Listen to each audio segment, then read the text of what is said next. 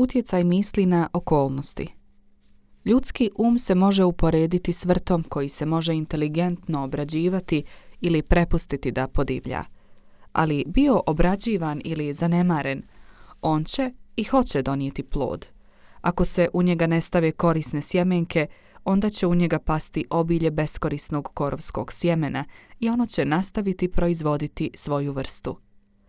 Kao što vrtlar obrađuje svoju parcelu, održavajući je slobodnom od korova i uzgajajući cvijeće i plodove koje želi, tako čovjek može njegovati vrt svog uma, plijeviti sve pogrešne, beskorisne i nečiste misli i uzgajati ka savršenstvu cvijeće i plodove ispravnih, korisnih i čistih misli. Slijedeći ovaj proces, čovjek prije ili kasnije otkriva da je on glavni vrtlar svoje duše, upravitelj svog života. On također otkriva u sebi samom zakone misli i razumije se sve većom tačnošću kako misaone sile i elementi uma djeluju u oblikovanju njegovog karaktera, okolnosti i sudbine. Misao i karakter su jedno, a kako se karakter može manifestirati i otkriti samo kroz okruženje i okolnosti?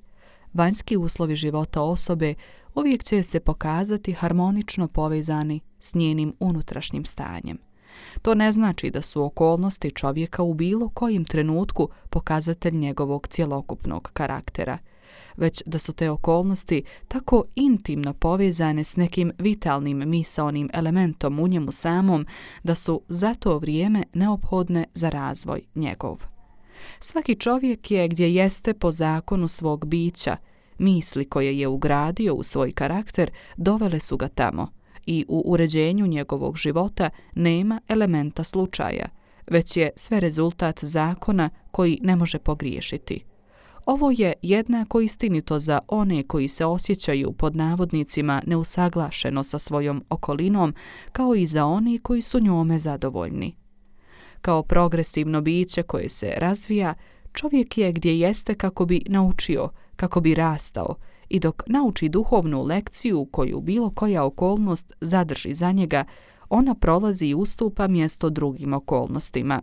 Čovjeka okolnosti udaraju sve dok vjeruje da je stvorenje vanjskih uslova, ali kada shvati da je on kreativna moć i da može zapovijedati skrivenom zemljom i sjemenkama svog bića iz kojih okolnosti rastu, tada postaje istinski gospodar samog sebe. Da okolnosti izrastaju iz misli zna svaki čovjek koji je bilo koje vrijeme praktikovao samokontrolu i samopročišćenje, jer će primijetiti da je promjena u njegovim okolnostima bila u tačnom odnosu sa njegovim primijenjenim mentalnim stanjem. Ovo je toliko istinito da kada se čovjek ozbiljno posveti otklanjanju nedostataka u svom karakteru i napravi brz i značajan napredak, on brzo prolazi kroz niz promjena. Duša privlači ono što potajno gaji, ono što voli, a također i ono čega se boji. Doseže visinu svojih njegovanih težnji, pada na nivo svojih neukroćenih želja, a okolnosti su sredstvo pomoću kojeg duša prima svoje vlastito. Svako sjeme misli koje je posijano ili mu je dozvoljeno da padne u um i tamo pusti korijen, proizvodi svoje vlastito, cvjetajući prije ili kasnije u djelo i donoseći svoj vlastiti plod prilika i okolnosti. Dobre misli donose dobar plod, loše misli loš plod. Vanjski svijet okolnosti oblikuje se prema unutrašnjem svijetu misli i ugodna i neugodna vanjska stanja su faktori koji doprinose krajnjem dobru pojedinca. Kao žetelac svoje vlastite žetve, čovjek uči kroz patnju i kroz blaženstvo. Slijedeći najdublje želje, težnje, misli kojima dopušta da dominiraju, goneći vatrene krijesnice nečistih umišljanja ili postojano hodajući magistralom snažnog i visokog nastojanja, čovjek napokon dolazi do njihovog ostvarenja i ispunjenja u vanjskim uslovima svog života. Zakoni rasta i prilagođavanja vladaju posvuda. Čovjek ne dolazi u prihvatilište za siromašne ili u zatvor tiranijom sudbine ili okolnosti, već stazom niskih misli i niskih želja. Niti čovjek čistog uma naglo upada u zločin pod pritiskom bilo koje vanjske sile. Zločinačka misao se dugo potajno njegovala u srcu i čas prilike je otkrio njenu nagomilanu moć. Okolnost ne stvara čovjeka, ona ga otkriva samom sebi. Ne mogu postojati takvi uslovi kao što je silazak u porok i njegove prateće patnje bez sklonosti ka poroku, niti uzdizanje u vrlinu i njenu čistu sreću bez kontinuiranog gajenja vrlih težnji. I čovjek je stoga, kao gospodar i vladar misli, tvorac samog sebe, oblikovatelj i autor okoline. Čak i pri rođenju, duša dolazi svome i kroz svaki korak svog zemaljskog hodočašća privlači one kombinacije uslova koje otkrivaju nju samu, koje su odrazi njene vlastite čistoće i nečistoće, njene snage i slabosti. Ljudi ne privlače ono što žele, već ono što jesu. Njihove hirove, fantazije i ambicije bivaju osujećene na svakom koraku, ali njihove najdublje misli i želje se hrane vlastitom hranom, bilo da je prljava ili čista. Božanstvo koje oblikuje naše ciljeve je u nama samima, to je naše vlastito ja. Samo sebe čovjek otkriva, misao i djelo su tamničari sudbine. Oni zatvaraju kada su niski, oni su također anđeli slobode, oni oslobađaju kada su plemeniti. Ne dobija čovjek ono što želi i za šta se moli, već ono što pravedno zaradi. Njegove želje i molitve su ispunjene i uslišene samo kada su u skladu sa njegovim mislima i djelima. U svjetlu ove istine, šta onda znači borba protiv okolnosti? To znači da se čovjek neprestano buni protiv posljedice izvana, dok sve vrijeme hrani i održava njen uzrok u svom srcu. Taj uzrok može imati oblik svjesnog poroka ili nesvjesne slabosti, ali šta god daje, on tvrdoglavo usporava napore svog vlasnika i tako glasno traži lijek. Ljudi su željni da poboljšaju svoje okolnosti, ali nisu voljni da poboljšaju sebe, stoga ostaju vezani. Čovjek koji ne zazire od samoraspinjanja nikada ne može propustiti da ostvari cilj na koji mu je srce postavljeno. Ovo je jednako istinito za zemaljske kao i za nebeske stvari. Čak i čovjek čiji je jedini cilj da stekne bogatstvo mora biti spreman na velike lične žrtve prije nego što može ostvariti svoj cilj, a koliko li tek više onaj ko bi ostvario snažan i uravnotežen život. Evo čovjeka koji je jadno siromašan. On je izuzetno željan da se njegovo okruženje i kućne udobnosti poboljšaju, ali sve vrijeme izbjegava svoj posao i smatra da je opravdan u pokušaju da prevari svog poslodavca pod izgovorom nedostatnosti njegovih plata. Takav čovjek ne razumije najjednostavnije osnove onih principa koji su temelj istinskog prosperiteta. I ne samo da je potpuno nesposoban da se uzdigne iz svoje bijede, već zapravo privlači sebi još dublju bijedu zadržavajući se u i provodeći lijene varalice i nečovječne misli. Evo bogatog čovjeka koji je žrtva bolne i uporne bolesti kao rezultat proždrljivosti. On je voljan dati velike svote novca da je se riješi, ali neće žrtvovati svoje proždrljive želje. On želi zadovoljiti svoj ukus za bogatim i neprirodnim jelima, a također imati i svoje zdravlje. Takav čovjek je potpuno nesposoban da ima zdravlje, jer još nije naučio prve principe zdravog života. Evo poslodavca koji koristi krive mjere kako bi izbjegao plaćanje propisane plate i u nadi da će ostvariti veći profit smanjuje plate svojim radnicima. Takav čovjek je potpuno nesposoban za prosperitet i kada se nađe bankrotiran, kako u pogledu ugleda, tako i u pogledu bogatstva, on krivi okolnosti, ne znajući da je on jedini autor svog stanja. Naveo sam ova 3 slučaja samo kao ilustraciju istine da je čovjek uzrok, iako je gotovo uvijek nesvjesno svojih okolnosti i da dok cilja ka dobrom cilju neprestano osujećuje njegovo ostvarenje, podstičući misli i želje koje nikako ne mogu biti u skladu s tim ciljem. Takvi slučajevi bi se mogli umnožiti i varirati gotovo beskonačno, ali to nije potrebno, jer čitatelj može, ako tako odluči, pratiti djelovanje zakona misli u svom vlastitom umu i životu. I dok se to ne učini, puke vanjske činjenice ne mogu poslužiti kao osnova za rasuđivanje. Okolnosti su međutim toliko složene, misao je tako duboko ukorijenjena, a uslovi sreće se tako jako razlikuju od pojedinca do pojedinca, da se cjelokupno duševno stanje čovjeka, iako njemu samom može biti poznato, ne može procijeniti od strane drugog, samo na osnovu vanjskog izgleda njegovog života. Čovjek može biti pošten u određenim pravcima, a ipak trpjeti oskudicu. Čovjek može biti nepošten u određenim pravcima, a ipak steći bogatstvo. Ali zaključak koji se obično formira da jedan čovjek propada zbog svoje posebne poštenosti, a drugi napreduje zbog svoje posebne nepoštenosti, rezultat je površnog suda koji predstavlja da je nepošten čovjek gotovo potpuno pokvaren, a pošten čovjek gotovo potpuno čestit. U svjetlu dubljeg znanja i šireg iskustva, takav sud se pokazuje pogrešnim. Nepošten čovjek može imati neke divne vrline koje drugi nema, a pošten čovjek odvratne poroke kojih nema u drugom. Pošten čovjek žanje dobre rezultate svojih poštenih misli i dijela. On također navlači na sebe patnje koje proizvode njegovi poroci. Nepošten čovjek također ubire svoju vlastitu patnju i sreću.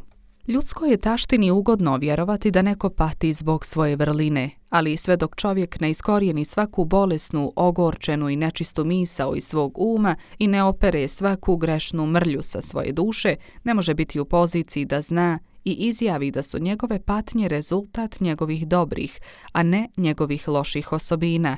I na putu ka tom vrhunskom savršenstvu on će otkriti kako djeluje u njegovom umu i životu veliki zakon koji je apsolutno pravedan i koji stoga ne može dati dobro za zlo, niti zlo za dobro.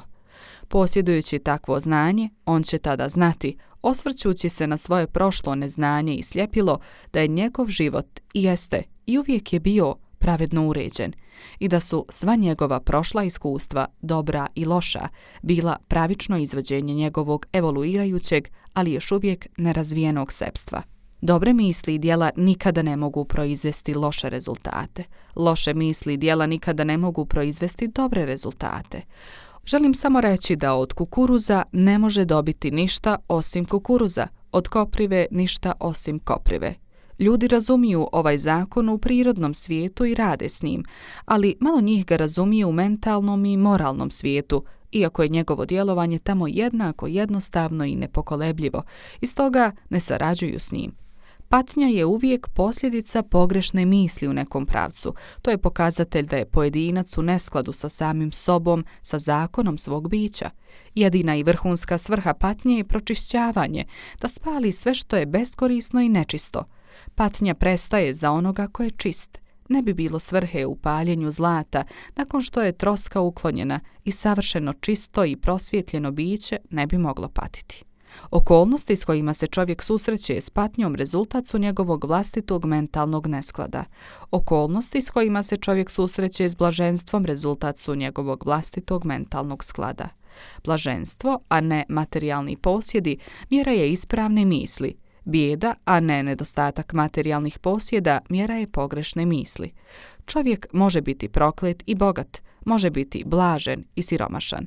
Blaženstvo i bogatstvo su spojeni samo kada se bogatstvom ispravno i mudro koristi, a siromašan čovjek tek tada pada u bijedu kada svoju sudbinu smatra teretom nepravedno nametnutim. Oskudica i prekomjernost su dvije krajnosti bijede.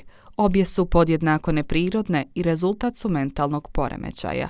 Čovjek nije ispravno usklađen dok nije sretno, zdravo i uspješno biće, a sreća, zdravlje i prosperitet rezultat su harmoničnog prilagođavanja unutrašnjeg s vanjskim, čovjeka s njegovom okolinom.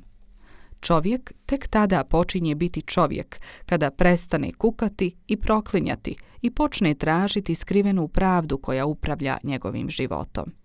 I dok prilagođava svoj tom regulatornom faktoru, prestaje optuživati druge kao uzrok svog stanja i izgrađuje sebe snažnim i plemenitim mislima, prestaje se opirati okolnostima, već ih počinje koristiti kao pomoć svom bržem napretku i kao sredstvo za otkrivanje skrivenih moći i mogućnosti u sebi samom.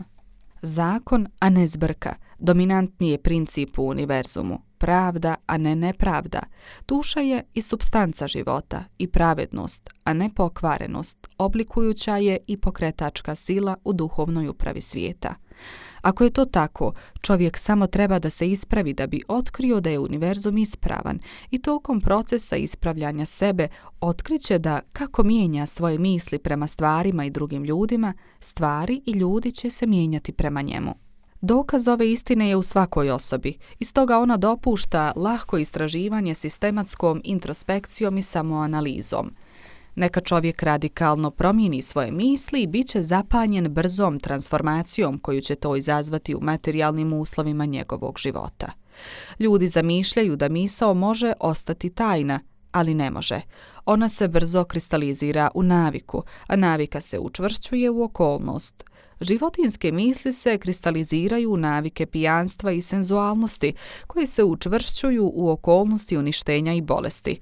Nečiste misli svake vrste kristaliziraju se u iscrpljujuće i zbunjujuće navike, koje se učvršćuju u ometajuće i nepovoljne okolnosti.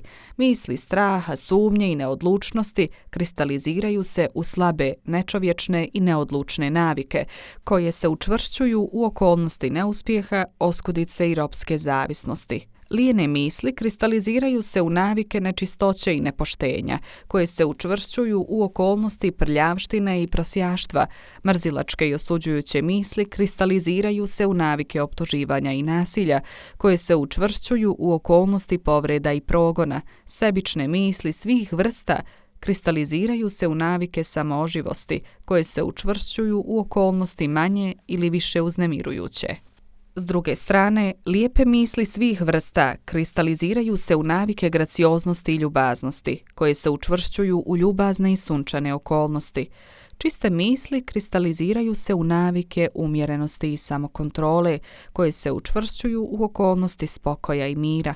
Misli hrabrosti, samopouzdanja i odlučnosti kristaliziraju se u muževne navike, koje se učvršćuju u okolnosti uspjeha, izobilja i slobode. Energične misli kristaliziraju se u navike čistoće i marljivosti, koje se učvršćuju u okolnosti ugodnosti. Blage i oproštajne misli kristaliziraju se u navike blagosti, koje se učvršćuju u zaštitne i očuvajuće okolnosti. Ljubavne i nesebične misli kristaliziraju se u navike samozaborava radi drugih, koje se učvršćuju u okolnosti sigurnog i postojanog prosperiteta i istinskog bogatstva. Određeni tok misli u kojem se ustraje, bio on dobar ili loš, ne može, a da ne proizvede svoje rezultate na karakter i okolnosti. Čovjek ne može direktno izabrati svoje okolnosti, ali može izabrati svoje misli i tako indirektno, ali sigurno oblikovati svoje okolnosti. Priroda pomaže svakom čovjeku u zadovoljenju misli koje najviše potiče i prilike se predstavljaju koje će najbrže iznijeti na površinu i dobre i loše misli. Neka čovjek prestane od svojih grešnih misli i cijeli svijet će omekšati prema njemu i bit će spreman da mu pomogne. Neka odbaci svoje slabe i bolesne misli. I gle, prilike će nicati na sve strane da pomognu njegovim snažnim odlukama. Neka podstiče dobre misli i nijedna teška sudbina ga neće vezati za bijedu i sramotu. Svijet je vaš kaleidoskop, a promjenjive kombinacije boja koje vam u svakom sljedećem trenutku predstavlja su izuzetno prilagođene slike vaših pokrenutih misli. Bićeš ono što želiš biti. Neka neuspjeh nađe svoju lažnu utjehu u toj jadnoj riječi okruženje, ali duh se ruga njoj i slobodan je. On gospodari vremenom, osvaja prostor. On ukročuje tog hvalisavog varalicu. Slušaj i zapovjeda tiraninu okolnosti da raziđu se i ispune mjesto sluge. Ljudska volja, ta neviđena sila, potomak besmrtne duše, može isjeći put do bilo kojeg cilja, iako stijene od granita stoji na putu. Ne budi nestrpljiv u kašnjenju, već čekaj kao onaj koji razumije. Kada se duh podigne i zapovjedi, bogovi su spremni poslušati.